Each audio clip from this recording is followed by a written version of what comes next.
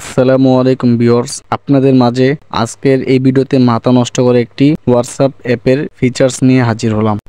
এখন থেকে হোয়াটসঅ্যাপে আপনার প্রিয়জনের চ্যাট হিস্ট্রি আপনি লক করে লুকিয়ে রাখতে পারবেন। শুধু তাই নয়, যারা মোবাইলে এক্সপার্ট তারাও বের করতে পারবে না আপনি যদি এই কাজটি করেন। চলুন দেখানো যাক হোয়াটসঅ্যাপের এই নতুন ফিচার্স আপনি কিভাবে ব্যবহার করবেন। আমি উদাহরণস্বরূপ আপনাদেরকে দেখানোর জন্য এখান থেকে যে কোনো একটি আইডির উপরে ক্লিক করব। তারপরে যে কাজটি করতে হবে, এই লোগোর উপরে একটি ক্লিক করবেন। এরপর স্ক্রল করে নিচের দিকে আসব। এখানে আমাদের মূল কাজটি করতে হবে, চ্যাট লক, এটার উপর একটি ক্লিক করব। তারপরে কন্টিনিউতে আরেকবার ক্লিক করব। এখানে আপনার ফোনের ফিঙ্গারপ্রিন্ট অথবা লক চাইবে, সেই ফিঙ্গারপ্রিন্ট অথবা লকটি দিয়ে দিবেন।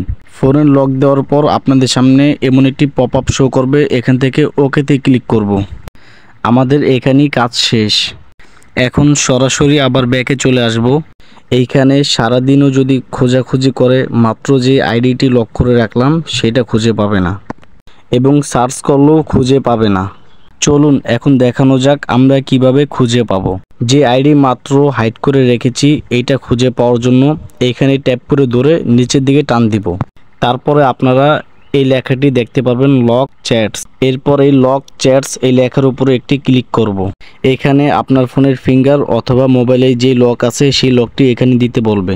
লক দেওয়ার সাথে সাথেই আমাদের যে কাঙ্ক্ষিত আইডি আমরা লক করে রেখেছি অথবা হাইড করে রেখেছি সেটা খুলে যাবে।